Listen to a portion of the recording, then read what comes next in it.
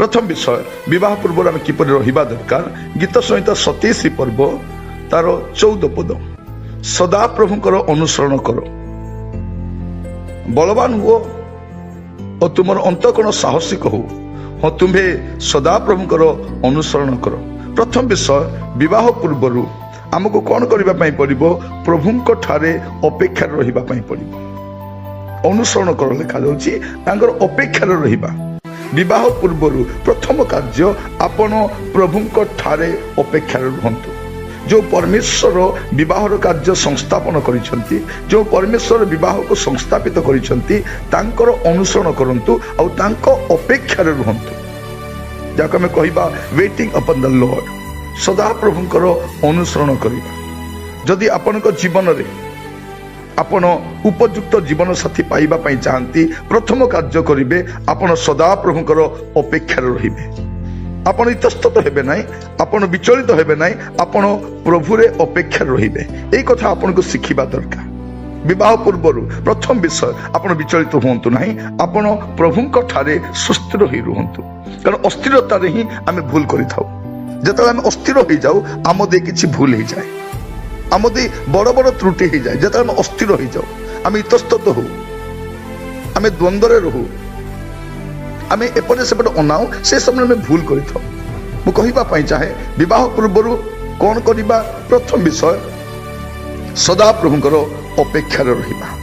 आ द्वितीय विषय हितोपदेश तार 3 पर्व 5 पद एटा लिखा जाए, तुम्हें सर्वांतकरण सहित सदा प्रभुंक ठारे विश्वास कर। द्वितीय विषय तुम्हें सर्वांतकरण सहित सदा प्रभुंक ठारे विश्वास रख। आपणकर विवाह पूर्व द्वितीय विषय होछि आपण सर्वांतकरण सहित आपण सदा प्रभुंक ठारे विश्वास करंतु। कौन ना सदा प्रभु मते उत्तम विषय देवे। सर्वांतकरण सहित आपणकर अंतकरण रे अन्य काहारी को रखिकी आपण विवाह पाई चिंता करंतु नहीं। आपण पूर्वर विवाह पूर्वर योजना करी प्रभु को कहतु नहीं, प्रभु ए व्यक्ति मते दरकार। आपण शून्य हृदय रे प्रभु को पूरा आउजी पड़ंतु।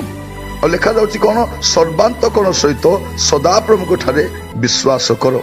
और तृतीय विषय निज सुविवेचना रे आउजी पड़ नहीं। निज सुविवेचना रे अनेक थर कौन हुए विवाह रे बहुत बड़ समस्या हुए, जब आमे आम निजर सुविवेचना रे आउजी पड़ू।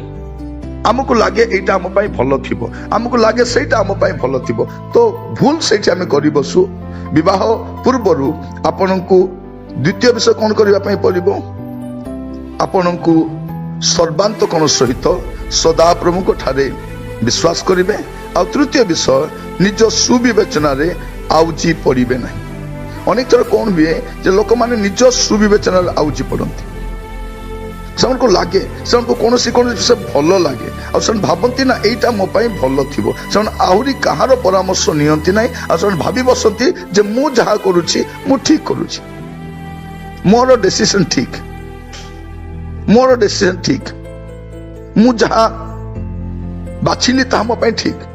आज समय आम देखू अनेक युवा युवती मैंने भावती मु जीवन सारा तांकस्थ रही, मुस्त जीवन काटिबी, आमे आमर पसंद। तो से कौन करती निज सुविवेचना रे आउजी पड़ती। आज समय विवाह रे आपण गुड़े समस्या देखिए। से माने सदा प्रभु को निर्भर रखती नहीं, से माने सदा प्रभु को विश्वास करती नहीं, से माने सदा प्रभु को आउजी पड़ती नहीं। प्रिय भाई भौणी माने आमे विवाह करने जाऊँ सत कथा, किंतु परवर्ती मुहूर्त में कौन हम आमे जानी ना। तेणु जो परमेश्वर सबू जानती एवं आम पाई जे ठीक ताहा परमेश्वर जानती, से परमेश्वर निर्भर रखिकी आपण को तांको उपरे आउजी पड़िबा पड़िबो, तांको उपरे सर्वांतकरण सहित निर्भर रखिबाकू पड़िबो। जदि आपण देखिबे हितोपदेश तार 7 पर्व 7 पद एटी कौन लिखा जाउछि? तो एने मु देखिली अज्ञान मान मध्य और चिन्हिली युवा मान मध्य जड़े बुद्धिविहीन युवा लोक।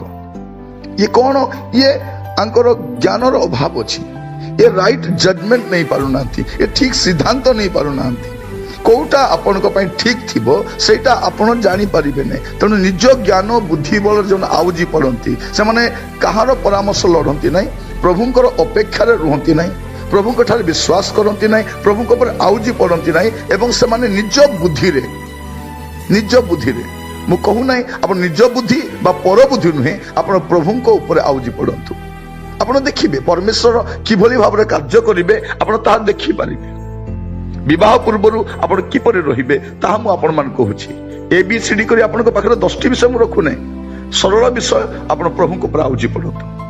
प्रभु समय पर्यंत आप अपेक्षा करूँ, प्रभु समय पर्यंत आप धैर्य धरी रुहतु, प्रभु समय पर्यंत आप प्रभु रुहतु, विचलित हूँ ना, आप इतस्तत हूँ ना, अन्य मान देखिकी आप विव्रत हूँ ना, यथा समय प्रभु यथा कार्य करेंगे। आ शेष विषय में आपण मान कहवाई चाहे विवाह पूर्वर कौन करने हम शेष विषय जहाँ अति गुरुत्वपूर्ण विषय अटे। प्रथम जोहन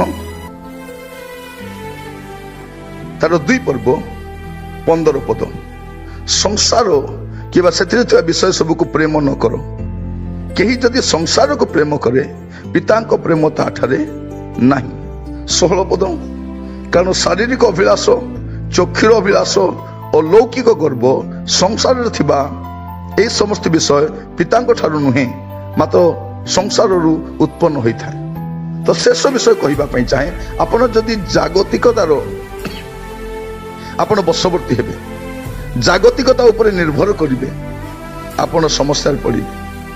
आपण संसार को देखिकी सांसारिक भाव अनुसार सांसारिक रीतिनीति सांसारिक प्रणाली रे आपण जदि जीवन साथी खोजापी चाहिए आप समस्या पड़े। आम अनेक थर देखू शिक्षागत योग्यता सौंदर्य पारिवारिक पृष्ठभूमि ये सब देखिकी आम जो असल विषय जहाँ देखा कथा आम ता देखी न था। तेणु अनेक देखिए से भल पाठ पढ़ु था, भल चाकरी करू परिवार से भल थाए, समाज रे रेपुटेशन थाए, किंतु विवाह पर से जो कलह आरंभ हुए ता बुझी हुए नहीं। कारण से सांसारिकतार बशवर्ती होइकी से आपण जीवन साथी बाछी। आज प्रत्येक युवा भाई भौणी मान को कहवाई चाहे पिता माता आपण को विवाह पर चिंता करेंगे, बंधु परिवार वर्ग चिंता करेंगे, आपण मंडली लोक आपण अनुष्ठान लोक मान चिंता करेंगे विवाह बयस हो गलानी आपण विवाह करंतु बोली आपण कहिबे। किंतु मु आपण कहवाई चाहे आपण प्रभु ऊपर निर्भर करंतु, प्रभु अनुसरण करंतु, प्रभु समय पर्यंत अपेक्षा करंतु, निजर सुविवेचना आउजी पड़तु ना, प्रभु ऊपर विश्वास करंतु, निजर ज्ञान बल आप चेष्टा करंतु नहीं। आ शेष मुझे कही सांसारिक भाव अनुसार सांसारिक विषय को देखिकी आप जीवन साथी बाछंतु नहीं। कारण शारीरिक अभिलाष चक्षुर अभिलाष ए लौकिक गर्व यहाँ ईश्वर ठार नुहे। परमेश्वर जहाँ दियंती से सांसारिक अभिलाष न थाए। आपण नीरवतार परमेश्वर पर आउजी पड़तु।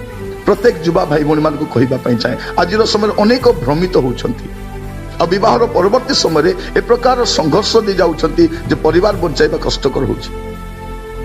ए प्रकार परिस्थिति देखा जाउछि जे परवर्ती समय से उभय एकाठी रही पारु नांती। सेमानको शिक्षागत योग्यता, सेमानको धन, सेमानको प्रतिष्ठा, सेमानको पारिवारिक पृष्ठभूमि सेमानको रक्षा करि पारु नाही। कारण सेमाने सब कले किंतु प्रभुଙ୍କର अपेक्षा करि नांती। मु आपण कहवाई चाहे आपण प्रभुଙ୍କ समय पर्यंत अपेक्षा करंतु। प्रभु निरूपित समय यथा कार्य करेंगे।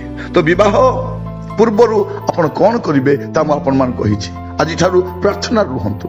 जदियो आपण विवाह बयस हेइछि बा हेइ नै किंतु आपण प्रार्थना रुहंतु। प्रभु यथा समय आपण उपयुक्त जीवन साथी जगाइबे। प्रभु समय पर्यंत अपेक्षा करंतु। ता पूर्वर आपण निजे कोनोसी त्रुटि करंतु नाही, निजे कोनोसी प्रकार बंदोबस्त करंतु नाही, निजे कोनोसी प्रकार जोगाड़ करंतु नाही। परवर्ती समय आपण हैरान हेबा पई पड़िबो। अनेक युवा युवती विवाह पूर्वर सेमानको संपर्क प्रतिष्ठा करिबा पई जो मानको सन विवाह करिबा पई चिंता करिसंती, इच्छा करिसंती, परवर्ती समय विवाह होई पारु नाहंती। किंतु सेमाने जहा करिसंती तार सब विषय सेमानकर वैवाहिक जीवन रे प्रभाव पकाउछि।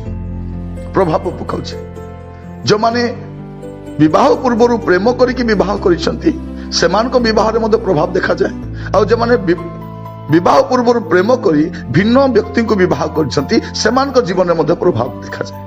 तेणु आपण कहवाई चाहे प्रभु दास भाव में कहूँ आपण माने प्रभु आउजी पड़तु, प्रभु ठार विश्वास करंतु, प्रभु समय पर्यंत अपेक्षा करंतु, निज ज्ञान रे आउजी पड़तु नहीं। ଆଉ ସବୁଠାରୁ ବଡ଼ ସାଂସାରିକ ଭାବ ଅନୁସାରେ ଜୀବନ ସାଥୀ ଚୟନ କରନ୍ତୁ ନାହିଁ, ନଚେତ ଆପଣ ହଇରାଣରେ ପଡ଼ିବେ। ଆସନ୍ତୁ ପ୍ରାର୍ଥନା କରିବା। ପିତା ପରମେଶ୍ୱର, ଆପଣଙ୍କ ଦାସ ଭାବରେ ମୁଁ ପ୍ରାର୍ଥନା କରୁଛି ପ୍ରଭୁ, ଆମର ଯୁବା ଭାଇ ଭଉଣୀ ମାନେ ପ୍ରଭୁ, ଯେଉଁମାନେ ବିବାହ ବୟସରେ ପହଞ୍ଚିଛନ୍ତି ଆଉ ଜୀବନ ସାଥୀ ସେମାନେ ଚୟନ କରିବା ପାଇଁ ଯାଉଛନ୍ତି, ତା ପୂର୍ବରୁ ପ୍ରଭୁ ଆପଣଙ୍କ ଉପରେ ନିର୍ଭର କରିବା ପାଇଁ, ଆପଣଙ୍କ ଉପରେ ଆଉଜି ପଡ଼ିବା ପାଇଁ, ଆପଣଙ୍କ ଉପରେ ଭରସା କରିବା ପାଇଁ, ଆପଣଙ୍କ ଉପରେ ବିଶ୍ୱାସ କରିବା ପାଇଁ ସେମାନଙ୍କୁ ସାହାଯ୍ୟ କର ପ୍ରଭୁ। ଯେପରି ଗୋଟେ ଖ୍ରୀଷ୍ଟୀୟ ପରିବାର ସେମାନେ ପ୍ରତିଷ୍ଠା କରିପାରିବେ। ଆଜିର ସାମାଜିକ ବିଷୟକୁ ଦେଖି ପ୍ରଭୁ ବିଚଳିତ ହେବାକୁ ଦିଅ ନାହିଁ ପ୍ରଭୁ। ସେମାନେ ବିଭିନ୍ନ ସ୍ଥାନରେ କାର୍ଯ୍ୟ କରନ୍ତି, ବିଭିନ୍ନ ଅଫିସକୁ ଯାଆନ୍ତି, ବିଭିନ୍ନ ପ୍ରକାର ସାମାଜିକ ପୃଷ୍ଠଭୂମିରେ ବାସ କରନ୍ତି ପ୍ରଭୁ। ତାରି ମଧ୍ୟରେ ପ୍ରଭୁ ସେମାନେ ଯେପରି ଆପଣଙ୍କ ଉପରେ ଆଉଜି ପଡ଼ିପାରିବେ ଏଥିପାଇଁ ସାହାଯ୍ୟ କର। ପ୍ରତିଟି ବିଷୟରେ ସେମାନଙ୍କୁ ଗାଇଡ୍ କର ପ୍ରଭୁ, କାରଣ ଆପଣ ବିବାହର ସଂସ୍ଥାପକ ଅଟନ୍ତି ପ୍ରଭୁ।